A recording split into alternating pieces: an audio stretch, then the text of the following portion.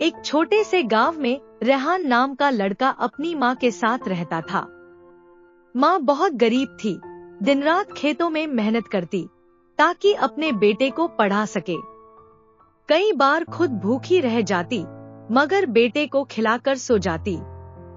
हर रात बेटे से कहती, बेटा तू बस पढ़ाई में मन लगा, एक दिन बड़ा आदमी बनेगा।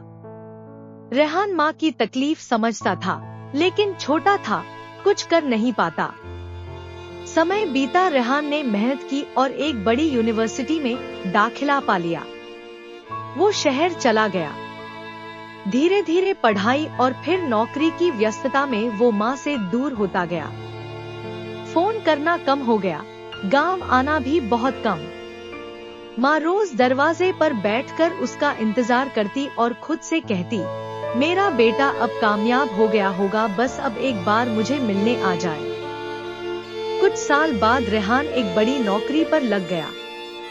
शहर की चमकदमक में इतना खो गया कि माँ को मिलना ही भूल गया। एक दिन गांव से खत आया। माँ ने कांपते हाथों से लिखा था, बेटा अब मेरी आंखें तुझे देखने को तरस गई हैं। अगर हो सके तो इस ईद पर आ जाना। रेहान ने वादा तो किया लेकिन ऑफिस के काम में उलझकर फिर नहीं जा सका।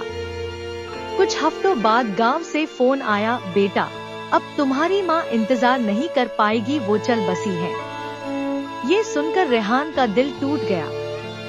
वो तुरंत गांव भागा, लेकिन जब पहुंचा माँ मिट्टी के नीचे सो चुकी थी।